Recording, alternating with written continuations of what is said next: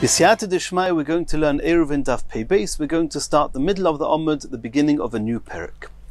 Says the Mishnah, Keitzad mishtatfin betchumin. We've learned about a number of different types of Eirovins. One of them is an Eirov Tchumin, where a person acquires residence 2,000 amos away from where he is now, when Shabbos comes in, and he acquires residence there by some food representing him, or he could go there himself 2,000 amos away from the city and acquire residence, and then, since that's the center of his residence, he has 2,000 amos to walk around that spot during Shabbos, and not 2,000 amos around where he was otherwise at the beginning of Shabbos, around the city. Now, what happens if you have a number of people who want to have a collective Eirov Tchumin, a whole group of people who want to use the same Eirov Tchumin? Keitzad mishtatfin betchumin. If you want to make a communal type of Eirov Tchumin, how does one do that? Says the Mishnah, Maniach esechovis, he puts down whoever's representing the people who want this Eirov to become valid, puts down a barrel with the food in, and he says, Harei zeh lechol bnei iri, that this barrel is, I'm designating it to represent all the people in the city who want to use or going to need to use this Eirov. And who are those people? Somebody who wants to go to the home of an oval, and this is a Gemara in Shabbos Daf Yud Beis, where the one does nichum avelim on Shabbos. But either way, if people are going to be menachem oval, to console people who are mourning, and if those people who are avelim, who are in mourning, are 4,000 amos away from the city, and you can't go there on Shabbos, so they would make an Eirov Tchumin halfway in the halfway line. That means 2,000 amos away from the city. They would make Eirov Tchumin, allowing them to go another 2,000 amos and reach the people. Or if he's going to mesameach chosen, which is also a mitzvah. So those people who need to utilize the Eirov for these mitzvahs, then the Eirov is designated for them, and we're going to see in the Gemara whether the Eirov has to be designated exclusively for people who are going for a mitzvah, or whether anybody can use such an Eirov. And the Pashup Pshat in the Mishnah is, any person in the city who is makabel, he accepts upon himself, and he chooses, from before when Shabbos comes in, he chooses to allow his place of residence to be where the Eirov is, he agrees and consents to the Eirov Tchumin, mutter, for him, the Eirov will be valid, and he'll be able to go 2,000 amos beyond where the Eirov is. Misha Techshach. If, however, he only was makabel, he only accepted the Eirov as an Eirov after Shabbos came in, Osir. At that point, he can no longer rely on the Eirov. The Eirov is not valid for him. She'ein ma'arvin Misha Techshach, because the Eirov has to be valid before Shabbos comes in, or as Shabbos comes in, but once Shabbos is in, it's too late to make an Eirov Tchumin. Continues the Gemara, says the Gemara, Omer of Yosef, Ein ma'arvin elo ledvar mitzvah. Rav Yosef was coming to tell us a chiddush. You only can make an Eirov Tchumin if you're using it for an Eirov, for a dvar mitzvah. And Rashi says that the Chachomim did not allow people to go outside their original Tchum, relying on Eirov Tchumin, unless they were doing so for a mitzvah. Asks the Gemara, Maika Mashmalon, you Rav Yosef, what are you coming to teach us? What element of Chidush is here? Tanina, read our Mishnah and you'll see that's exactly what it seems to say in our Mishnah. L'chol mi sheyelech lebeis ha'ovel, oy lebeis ha'mishteh. That the Eirov is valid for those who are going to a home of mourning or to be mesameach chosen. Those are mitzvahs. So the Mishnah clearly says that the Eirov is only valid for those people. Says the Gemara, no. I may have thought, the truth is, maybe anybody can use an Eirov Tchumin. And the Mishnah speaks about people who are going out of their town, relying on this Eirov Tchumin for a mitzvah, just because that's what a person would commonly go out of town for. A person wouldn't change his place of residence and say, I'm not, my focus of residence, my base of residence is not my home, is someplace 2,000 amos away from the town. A person would only do that if he wants to go out of the town to do a mitzvah. Otherwise, his base would be where he is. But I may have thought that if somebody would choose to use an Eirov Tchumin to go out, even not for a mitzvah, that would be okay. Komash Malon, that's what Rav Yosef is coming to say, that no. Ein ma'arvin elo ledvar mitzvah, you're only allowed to use the Eirov Tchumin for a mitzvah. Continues the Gemara. From the fact that the Mishnah said that in order for the Eruv to be valid for any particular person, he has to have been makabel, he has to have accepted upon himself and decided that the Eruv is going to be an Eruv for him before Shabbos comes in. Shamas Mino. We can deduce from this Mishnah, Ein Breira. The concept of Breira, which is a retroactive clarification, that's what Breira would mean. From the Mishnah, it seems that Ein Breira. Yesh Breira, because if the Mishnah would hold that in this context a retroactive clarification would suffice, Tigli Milza Lemafreya. Why can he not decide on Shabbos that he wants to use the Eruv? And then we'll say, and we'll say that it's now become apparent on Shabbos that retroactively, before Shabbos came in, this is what I wanted. I just didn't make it clear. I didn't express it then, but Breira says that you can express it later and it will apply retroactively. And from the fact that the Mishnah says that you have to be kibei lolov mi'ba'idyoim, you have to, from before Shabbos, have decided that this is your Eruv, you see that we don't use Breira in this context. Omer Vashi answers the Gemara, hoidi'uhu v'lo hoidi'uhu katoni.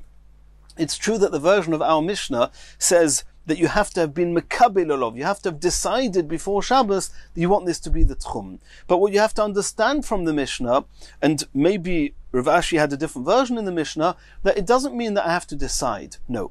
I need to be knowledgeable before Shabbos that the tchum was actually made. I don't need to decide whether I want to use the tchum till whenever I want. I can do that even on Shabbos, because yesh breira, because I can retroactively clarify that that's what I meant when Shabbos came in. But you can only say that retroactively that's what you had in mind when Shabbos came in, only if you knew when Shabbos came in that there was a tchum there, that there was an Eruv there. If you didn't even know that there was an Eruv tchumin when Shabbos came in, no clarification or decision later will retroactively apply to when Shabbos came in. Because on what is the clarification applying to? If I knew there was an Eruv tchumin, and I just didn't clarify explicitly till later on that I want that Eruv tchumin to be valid for me, then we say that if you hold of Breira, then I will later express a clarification that will apply retroactively. But it has to apply to my knowledge that an Eruv exists.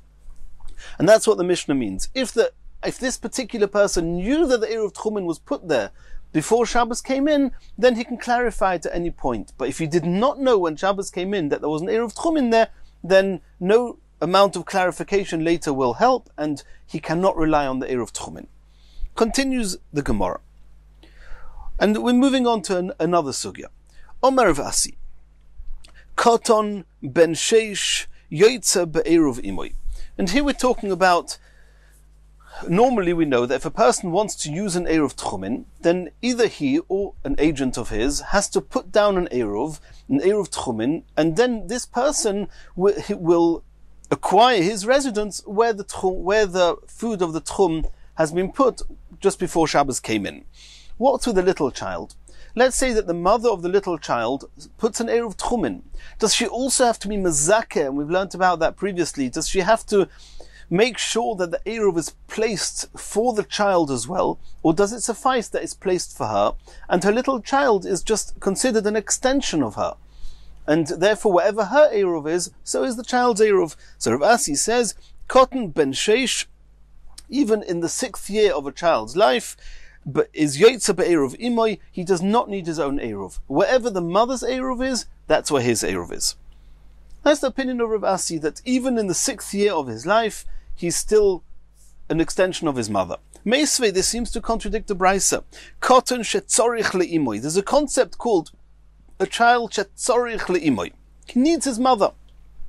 So the Brisa says that, and we'll soon see what age is considered tzorich le'imoy. But whoever is tzorich le'imoy, yoitza be'eruv imoy. The Brisa doesn't give us an age. The Brisa says that it's a stage of development. Tzorich le'imoy. Then if he's tzorich le'imoy, then indeed he does not need his own Eruv, and he's an extension of his mother. V'she'ein tzorich le'imoy. However, when the child is developed enough that he no longer needs his mother, ein yoitza be'eruv imoy, then he cannot rely on his mother's Eruv. An Eruv has to be made for him, and if an Eruv is not made for him, then wherever he is when Shabbos came in, that's his place of residence for Shabbos. And and this brisa doesn't tell us any ages. Utnan. So we're now going to try and find another Mishnah that uses the same concept of tzorich le'imoy. Utnan nami. We learnt regarding sukkah in a Mishnah, Gabi sukkah. Ki hai gavna, a similar concept. Cotton shet ein tzorich le'imoy. A type of child who's developed enough that he does not need his mother anymore. Chayev b'sukkah. He's chayev to sit in the sukkah. Midrabanon, we are chayev to educate him, to mechanech him with the mitzvah of sukkah. The Havinon Ba, and the Chachamim were discussing what age is called tzorich le'imoy regarding sukkah. When we understand that, we'll also know regarding the brisa what's called tzorich le'imoy, and then we'll know with what age he needs his mother, and we'll see whether it conforms with what Rav Asi said or not. Ve'ezeu cotton she'ein tzorich le'imoy. Who's called a cotton that no longer needs his mother? That means from what age does he not need his mother anymore? Amr de Rav Yanai. Rav Yanai said, Kol she'nifne ve'ein imay mekanachtoi. As long as he's old enough that he relieves himself and he does not need his mother to clean him, that's enough of at that point he no longer needs his mother. Reb Shimon ben Lakish Omar, Kol she'nir ve'ein kere imo. Any child that wakes up and doesn't cry, Mami, he doesn't need his mother anymore. That's not called tzorich le'imoy. And by the way, the Gemara says, Imo, sol kodaitoch, do you really mean that tzorich le'imo is all the while that child says mummy when he wakes up? Gedolim nami karu, even the older children, they wake up and they cry mummy. And they're definitely not considered eina tzorich le'imo. Elo, imo kol shenir mishnosai ve'eina koira ima. No, what we meant was, what Shimon ben Lakish meant was, if he wakes up and he cries consistently and doesn't stop, he says ima, mummy, until mummy comes, that's a child that needs his mother. Tzorich le'imoy. If he no longer cries till his mother comes, that's einay tzorich le'imoy. V'kama, what age is this? What age is einay tzorich le'imoy? Kavar arba, kavar chomesh. Already in the 4th or 5th year of his life, is already no longer needs his mother. And depending on his development, whether the 4th year is already doesn't need his mother, or the 5th year he doesn't need his mother. But one thing is clear, that everybody agrees that the 5th year he doesn't need his mother anymore, and the 6th year certainly not. And Rav Asi said clearly that even the 6th year he can rely on his mother's eruv. According to what we learnt now, tzorich le'imoy is till the end of his 3rd or 4th year, and that means from his 4th or 5th year he no longer needs his mother, and therefore according to what we just saw now, then a child from his 4th and 5th year would no longer be allowed to rely on his mother's eruv, and this is not like what Rav Asi said. Omer B'Shua B'Reider of Idi answers as follows. And there are a number of different types of answers he could have answered. He chose this one, and he clearly meant that he doesn't hold of any others. So don't ask us later that when we see differences in the Gemara later about different ages, don't say, why did the Gemara not explain Rabbi Shua B'Reider of Idi? Rabbi Shua B'Reider of Idi only holds of this differentiation. That what? Ki ka'omer of Asi, he says the truth is like in the Brisa, and Rav Asi agrees with that what's called Eino Tzorich Le'imoy is from the 4th and 5th year. Is Eino Tzorich Le'imoy. The fact that even on the 6th year you can rely on the Eruv, it does not mean that he follows his mother's Eruv. No. If you don't make an Eruv for him, then he does not follow his mother's Eruv from the 4th or 5th year. Over here we're talking about where the mother did make an Eruv specially for him. But there was a little hitch here. His father also made an Eruv specially for him. He was in his 5th year, or in his 6th year, and now both parents made an Eruv for him. So even though normally we don't need his consent, if a mother makes an Eruv for him, we assume that he follows his mother. However, here, where we have the father and the mother both making an Eruv and different places, now we have to try and understand where can we assume that he probably wants to belong to. Does he prefer his mother's company or his father's company? So Kika Omer of Asi Kagoin She'irei V'Alav Oviv L'Tzofa, and his father made an Eruv 2,000 amas to the north of the city. V'Imoy L'Dorim, and his mother made an Eruv 2,000 amas south of the city. The Afilu Barashesh, even in his 6th year, Nami B'Tzavsa De'ime Nichalei, he still prefers his mother's company than his father, and since his mother made an Eruv for him, therefore he follows his mother's Eruv. And then according to Rabbi Yeshua, Breder of Idi, Rav Asi is not talking about the age that he doesn't need an Eruv. No, the age that you don't need an Eruv, and by default you follow your mother's Eruv, is indeed, like in the Brisa, only the 3rd or 4th year and not beyond that. Says the Gemara Meisei, we're going to bring another Brisa.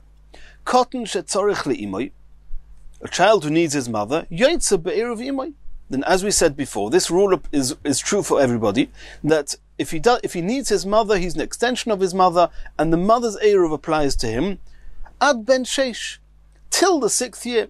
Let's assume that at this point it means till the 6th year, means right to the end of the 5th year of his life.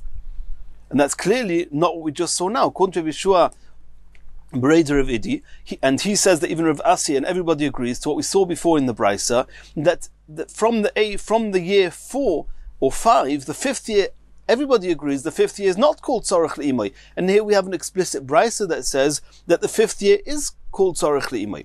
Tiyufta de Rabbi Yeshua bar Rav Idi. Tiyufta. This is a refutation on what Rav Yeshua bar Rav Idi said.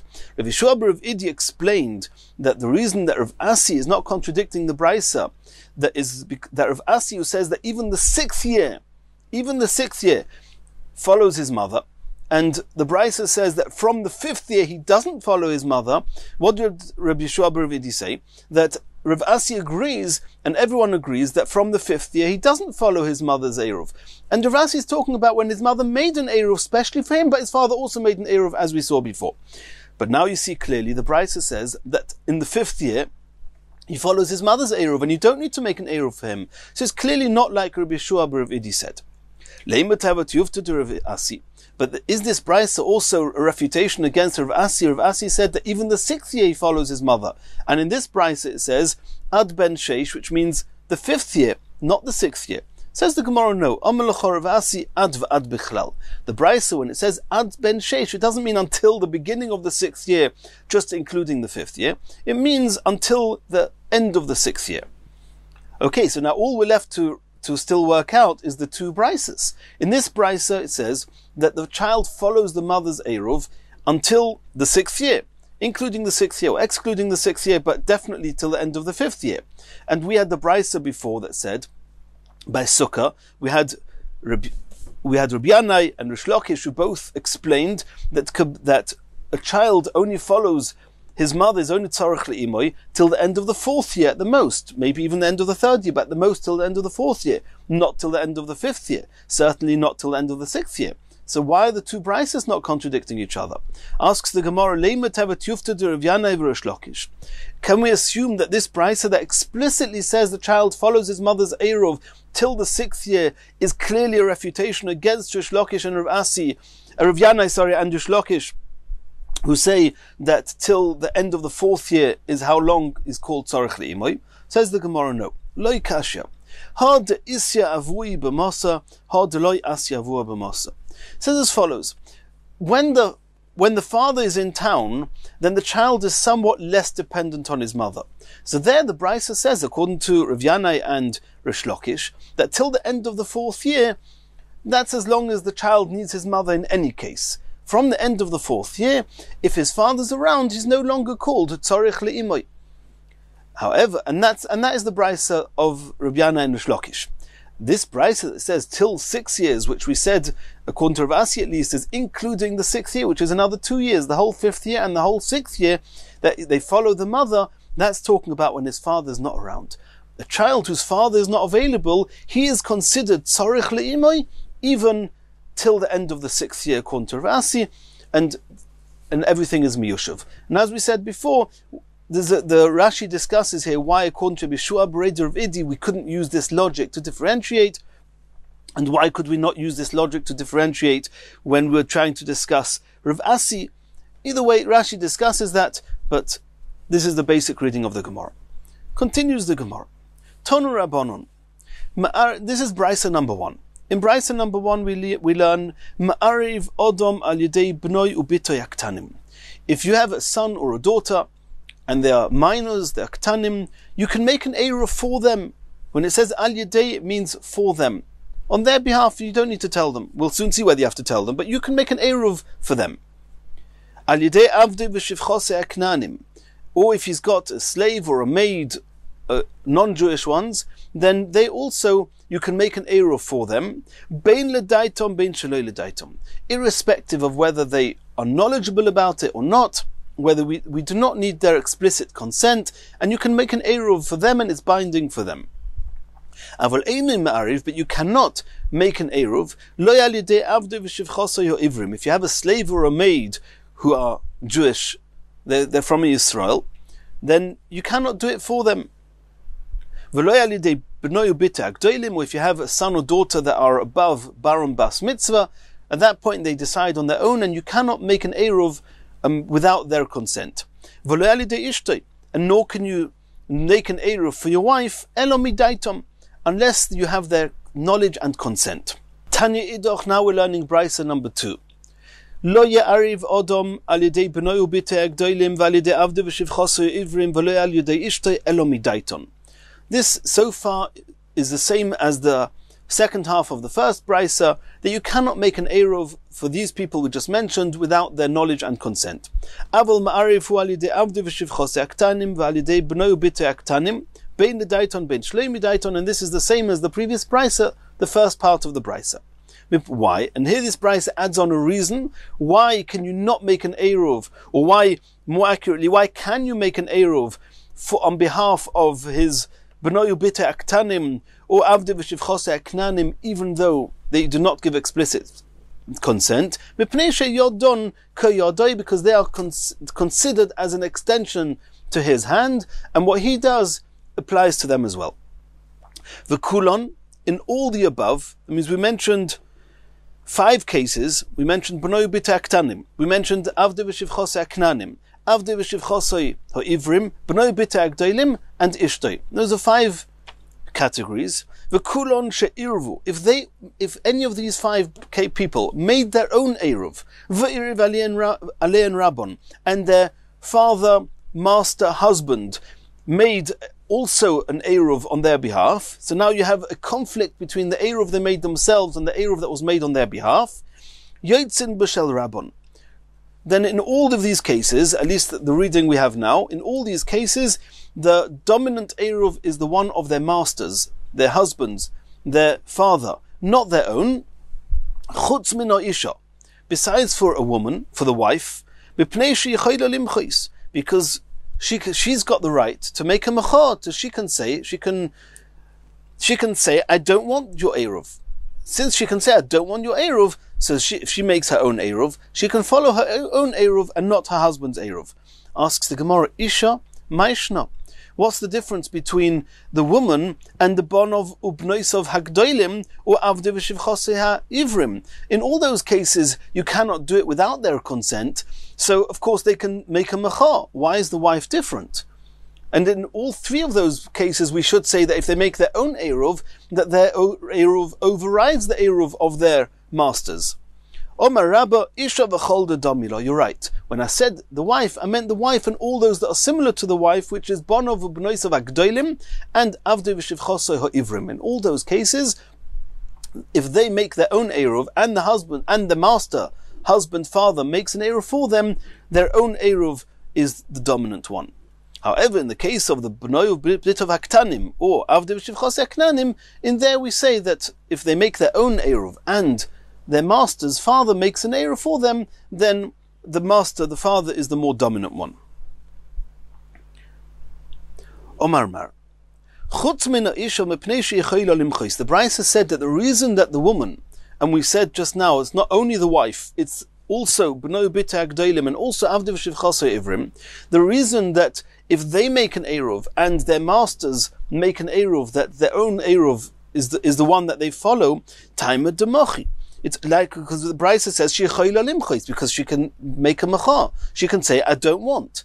So the only reason that they can make an own independent eruv and not rely or not follow the eruv of their master is because they are making a mechor. They are saying no. Hastama. What happens if they don't say no? They just keep silent. It would seem from the Brisa, nafka b'debailo. Then let's talk about the wife. If she doesn't say no, it would seem that she follows her husband. If her husband makes an eruv for her and she doesn't say no, she follows her husband's eruv. But we said explicitly that you need explicit consent. It's not good enough that you're silent. So there seems to be a contradiction. On the one part it says that a woman can make a machar, and the other part it says that she actually has to consent. So what happens if she doesn't make a machar and doesn't consent? It seems to be conflicting views here in the Brisa. It depends, each line in the Brisa seems to say something else. So Katon Yureisha Elomidaitom, my love, the Omri in, from the beginning of the Brisa, it seems to say you need their consent, which means they have to say yes. It's not good enough that they don't make a machar. Says the Gemara, loy. Answers the Gemara, no. My Elomidaitchem midaitom dishtiku. That these three cases of B'noi B'tei Agdolim, Ishtoi, and Avdei V'Shivchosai Ivrim, they don't, even though it says that it has to be midaitom, they don't have to say yes. It's enough if they're just quiet and they don't say no. To the exclusion of a case where they say no. If they say no, that's called limchois. Since they can be meicha, then they can also then make their own eruv, and if their master's made an eruv, then their own eruv overrides the master's eruv. Says the Gemara. V'ha, and now the Gemara is trying to deduce from a different word in the Brisa. V'chulon she'irvu v'irei v'alein rabon yotzin b'shel rabon. The Brisa speaks about a case if the master makes an eruv and they themselves make an eruv, then we say in all the cases